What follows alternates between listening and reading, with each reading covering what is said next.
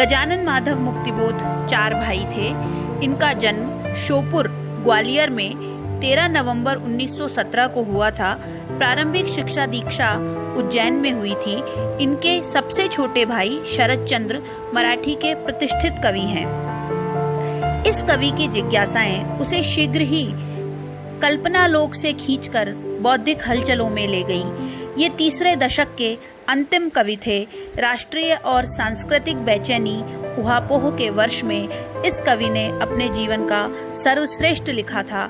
यह कमाना चाहते थे ज्ञान, धन नहीं, खोज रहे थे सम्मानों की रूढ़ियां नहीं, नई दृष्टि, नए अनुभव और काव्य की विलक्षण अनुभूतियां। गजानन के सहपाठी मित्रों में रोमानी कल्पना के कवि वीरेंद्र कुमार जैन भी थे और प्रभाग चंद्र शर्मा।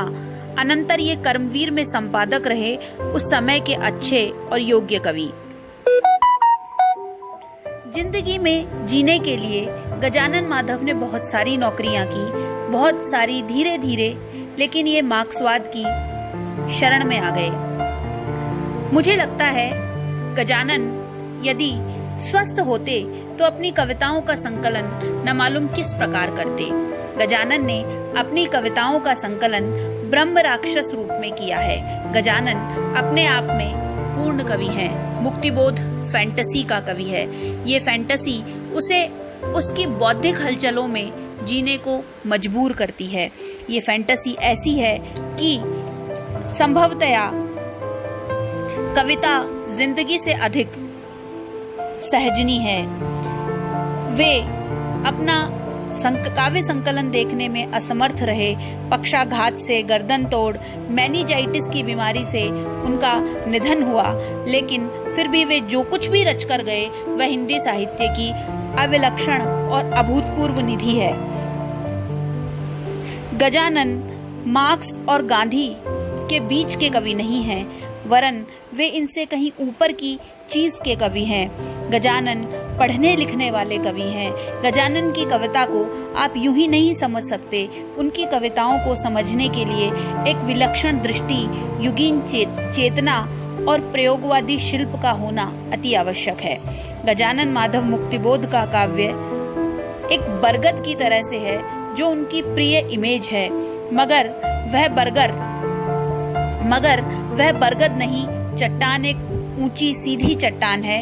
शिलाओं पर शिलाएं, झरने कहीं बिरले ही, केवल गहरी बावलियां, सूखे कुएं, झाड़ झंकार, ऊंची नीची पगडंडियां, जैसे मालवा के पठार, मध्य प्रदेश की उबड़ खाबड़ धरती और इस धरती के आतंकमय रहस्यमय इतिहास और उनके बीच में लहूलुहान और जूझता मानव।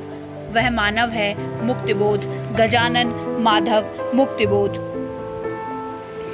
गजानन माधव मुक्तिबोध खबर के या भयानक बात के कवि हैं, इसलिए उनकी कविता में नाटकीयता और रहस्य का वातावरण है। मुक्तिबोध में अंधेरे का चित्रण निराला के काव्य में लंबी अवधि तक फैले अंधकार की याद दिलाता है। दोनों कवियों में इस शब्द के तद्भव और तत्सम रूपों का अंतर उनकी अर्थ प्रकृति से उपजता है। निराला के अंधकार का प्राथमिक संकेत आध्यात्मिक स्तर पर है, जबकि मुक्तिबोध के अंधेरे का रूप सामाजिक संदर्भों से कहीं अधिक जुड़ा रहा है। आप लोग अब एमए के विद्यार्थी हैं, आपको ऐसी शब्दावली से परिचित होना होगा। आप लोगों को जानना होगा और समझना होगा कि मुक्तिबोध किस स्तर का कवि है। पंख फैलाए डैनों का कवि है। निहाई से उठती लाल लाल अंगारी बरसाती तारिकाओं का कवि है। गजानन माधव मुक्तिबोध आस्था का कवि है और ये आस्था और संशय मिलकर अंधेरे में झांकते रहस्य पुरुष की संसृष्टि कई रूपों में करते हैं। निहाई से उठती हुई लाल लाल अंगारी तारिकाएं बरसती है कि जिसके उजाले में एक अति भव्य देह प्रचंड पुरुष शाम मुझे दीख पड़ता है। ऐसा कहने वाले ये मुक्तिबोध आस्था के कवि हैं। मुक्तिबोध उस सौंदर्य के कवि हैं जिस सौंदर्य को हिंदी साहित्य में फैंटेसी या रहस्यवाद के नाम से जाना जाता है। मुक्तिबोध जागरूकता के कवि हैं।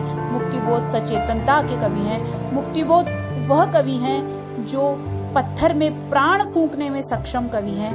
आप अब मुक्तिबोध को पढ़ रहे हैं। मुक्तिबोध को पढ़ने के लिए शब्दावली और वातावरण का विस्मयकारी होना अति आवश्यक है। अब हम गजानन माधव मुक्तिबोध की जो कविता हमारे कोर्स में लगी हुई है उसकी चर्चा करेंगे, लेकिन इससे पहले हम ये जान लें कि मुक्तिबोध वह कवि है जिसको पत्थर में भी आस्था है।